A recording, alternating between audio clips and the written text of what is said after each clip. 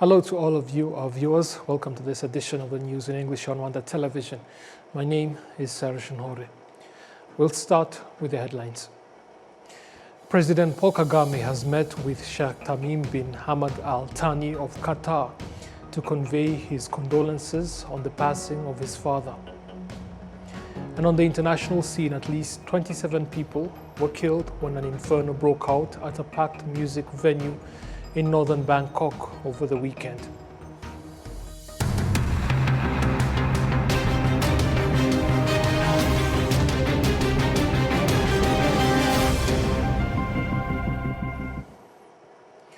Now straight to the details. The President of the Republic, His Excellency Paul Kagame, on Monday traveled to Doha, where he joined the people of Qatar and the Emir of Qatar, Sheikh Tamim bin Hamad Al Thani, in mourning the passing of his father, Sheikh Hamad bin Khalifa Al Thani. And Nora Gladys with the details. President Paul Kagame arrived in Doha on Monday, where he was received at Hamad International Airport by Qatar's Minister of Transport, Sheikh Mohammed bin Abdullah bin Mohammed Al Thani, alongside Rwanda's ambassador to Qatar, Igor Marara. The president traveled to Qatar to offer his condolences following the passing of Sheikh Hamad bin Khalifa Al Thani, who served as Emir of Qatar from 1995 to 2013. During his visit, President Kagame met with the Emir of Qatar, Sheikh Tamim bin Hamad Al Thani, to personally convey his condolences on the passing of the father Emir. Earlier, in a message posted on X, President Kagame described Sheikh Hamad as a visionary leader whose leadership transformed Qatar into a remarkable nation. He also expressed Rwanda's solidarity with the people of Qatar during what he described as a difficult time for the country. Sheikh Hamad bin Khalifa Al Thani is remembered for spearheading Qatar's rapid economic transformation, expanding its global influence, and laying the foundation for many of the country's modern institutions and international partnerships. Following his death, the government of Qatar declared 4 days of national mourning, with flags lowered to the half-masts and work suspended across government ministries and public institutions. President Kagame's visit underscores the strong diplomatic ties and growing cooperation between Rwanda and Qatar, particularly in areas including investment, aviation, trade, and development. Enora Gladys, RwandaTV News. The management of the Kigali Convention Center and Radisson Blu Hotel has revealed that over the past 10 years, the facilities have hosted more than 500,000 delegates attending high-level conferences and events. Moving forward, they aim to increase the number to over 1 million participants in the next decade through meetings, conferences, and events that support Rwanda's meetings, incentives, conferences and exhibitions, tourism sector. Adam Squizera with more. It has been 10 years since the Kigali Convention Center, one of the region's landmark buildings, was completed and officially began hosting international conferences and major events. The state-of-art facility, built at a cost of more than $300 million, was envisioned as a game-changer for conference tourism in the region and as a catalyst for positioning Rwanda as the leading hub of MICE. On July 8, 2016, during the official inauguration of the facility, President Paul Kagame said that the building symbolized much more than an infrastructure project. It represented Rwanda's resilience and determination. We tried to put up this facility many years ago. We failed. Not once, not twice, maybe 3 times, but on the 4th trial, we succeeded.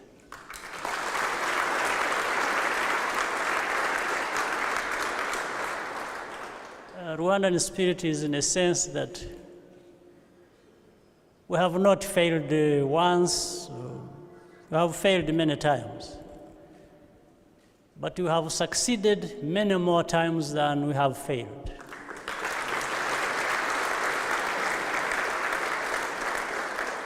And we keep learning from our failures. We keep trying, keep failing, but we keep trying, and we finally succeed.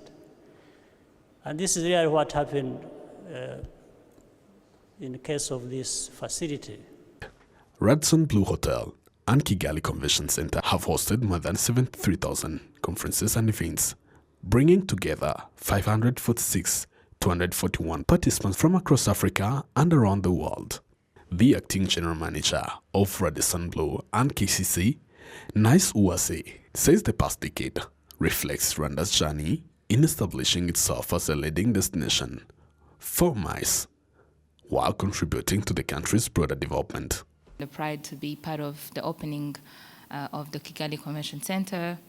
The activity was not just about launching a building, it was bigger than that. It was more of launching a journey of putting Rwanda on the map, of inaugurating a world-class destination afresh, and putting Rwanda on the global competitive stage in the conferencing and events.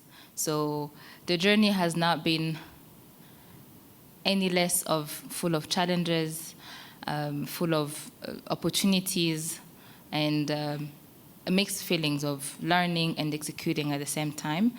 We have managed to host countless number of events, over 5,000, over 73,000. Among the major international events hosted at the venue are the Africa Union Summit, the Commonwealth Heads of Government Meeting, CHOGM, and the OEF. Statistics show that 2019 recorded the largest single event ever hosted at the venue, the ICASA conference, which attracted more than 9,000 delegates. Meanwhile, 2023 saw the highest of our attendance, with more than 79,700 participants attending various events, including Women Deliver, the 73rd FIFA Congress, and other several events. Naisuase said the journey is far from over, adding that the goal for the next 10 years is to increase the number of conference and event participants. Looking at working on excellence, thriving to compete on a global level as the initial mission. Remember, our vision is to put Rwanda at the global stage, and this is not done yet. Yes, we have achieved a good number of things. We have really done the impossible to many. We have put Rwanda into the talks that were, into the rooms where the talks were not including or involving KCC at all. What we have now is to even aim bigger. Looking at the numbers, post-COVID only, our growth in events and delegates have grown up to 237%. That's a huge growth. And it doesn't stop us from there. We have a huge list of accomplishments to do. We have dreams to live, and we have young people to inspire. Over the past decade, Radisson Blu Hotel and Kigali Convention Center have supported the creation of more than 10,000 jobs. Management also highlighted its commitment to CSR through partnerships with organizations including Avega Gauzo, SOS Children's Village, and Hope Shine, aimed at improving the well-being and livelihood of local communities. Adam Squizera, RwandaTV News. A group of 35 health experts from 7 African countries has gathered here in Rwanda for a 3-week south-to-south regional learning exchange on health intelligence systems aimed at strengthening the collection, integration, and use of health data across the continent. The initiative comes as Africa continues to shoulder more than 20% of the global disease burden, with persistent challenges in accessing timely, reliable, and integrated health information needed to guide policy and improve health delivery. And Nora Gladys with more. The exchange, which opened in Kigali on Monday, provides participants with an opportunity to learn from Rwanda's experience in building a modern health intelligence system through the National Health Intelligence Center. Established in 2025, the NHIC uses artificial intelligence to collect, integrate, and analyze health data in real time, enabling faster decision-making and improving the delivery of healthcare services, particularly in emergency response. 3 weeks, we exchange on the experience and hands-on, and we use real data, and we need to make sure that we harmonize our methodology and have our estimates that can be compared across different countries. So the use case that we have chosen is maternal mortality, which is also a burden for our countries. And we need to make sure that once we leave this exchange, we'll be able to have some policy and recommendations to make sure that we reduce the maternal mortality. Participants say fragmented health information systems remain one of the biggest obstacles facing African health sectors. Masoud Mohammed, a participant from Ethiopia, says health data is often stored across multiple institutions with limited interoperability, making it difficult for governments to generate evidence-based policies and respond effectively to public health challenges. Coming to the gaps we had is, number one, currently we have many fragmented platforms, so integrating those platforms may take time. The second problem we had is, even if we invest a lot in terms of improving the data quality, so still, data quality another problem. The other one is, in terms of resource, still we are mobilizing a resource and the government is committed. So there is, infrastructure challenge because Ethiopia is a very large country, the second populous country in Africa, having more than 130 million people, and also, connecting all those facilities. We have like more than 17,000 health posts, and also more than 3,000 health centers and 400 hospitals. Connecting those health facilities and getting a data could be difficult in terms of the scale and in terms of the size we have. So collaboration is very important because we know our problems and our success. So with our colleagues, we can learn the experiences, number one. Number two, Rwanda is, established an excellent health intelligence center. I think we can learn how they pass or solve those problems and challenges. I think almost our challenges are almost similar, so that we can change our experiences, and also we can share our strengths to other member state countries.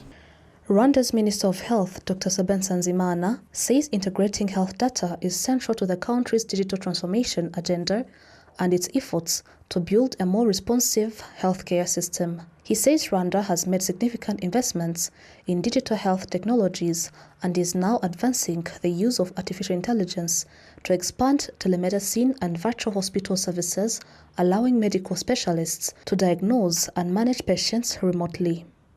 We are the ones who know the problem within our sectors, and we are the ones to solve these problems.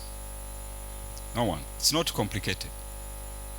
Don't expect a consultant with 10 PhDs from whichever capital of the world to come and solve the problems in our countries. We have everything. We have everything, especially our brain, our partnerships, the network, the friends you are going to make here,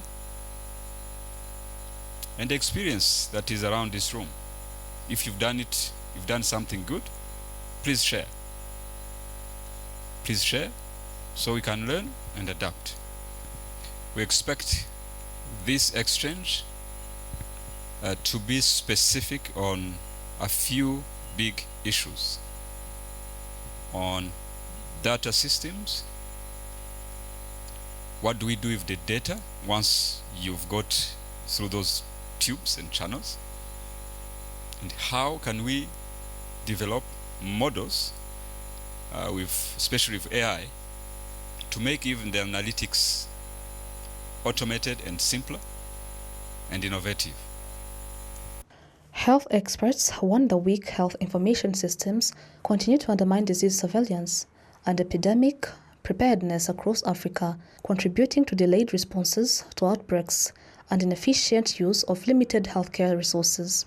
They say strengthening health data systems will not only improve evidence-based decision-making, but also enhance accountability, maximize the impact of health investments, and ultimately improve health outcomes across the continent. In Gladys, RwandaTV News. More than 250,000 students are set to begin their national examinations for ordinary level and advanced secondary education on Wednesday, marking the end of the 2025-2026 academic year. And Nora Gladys once more. While many students are already on school holidays, candidates preparing for the national examinations continue to report to school for final revision. At several secondary schools, students can be seen studying in small groups. Some are reviewing past national examination papers, while others are helping one another understand key concepts, particularly in mathematics. But during this time, I'm preparing little by little. Studying alone is indeed important, but also studying in groups helps. From 8 to maybe 12 at noon, that's the time for maybe discussing. Afternoon, you also try to know your level and focus on what makes you think too much. Nowadays, personally, I'm focusing on those, I call them difficult lessons on my own side, including entrepreneurship, geography, and history. These two schools are among the 1,746 examination centers that will host this year's National Secondary School examinations starting on Wednesday. Examination rooms have already been prepared with desks arranged in place and repainted to remove any writings what could compromise the integrity of the examinations. Crescent Kangabu, the center manager at Lycée de Kigali, said the examination papers have already been delivered to the center. The next step is to collect the examination papers from the district strong room and distribute them to the examination centers. We have already received and secured the papers in the strong room here at Lycée de Kigali. Preparations are progressing well. We still have the rest of today to meet with the invigilators and other personnel who will help ensure the examinations are conducted in calm, safe and secure environment. We will also meet with the candidates so they can familiarize themselves with their examination rooms, allowing them to arrive on Wednesday morning fully prepared. According to the National Examination and School Inspection Authority, a total of 258,255 candidates are expected to sit the 2025-2026 National Secondary School examinations, with girls accounting for 56.3% of all candidates. More than 149,000 candidates will sit the ordinary level living examination, while the remaining candidates will take the advanced level living examination across various academic and technical streams.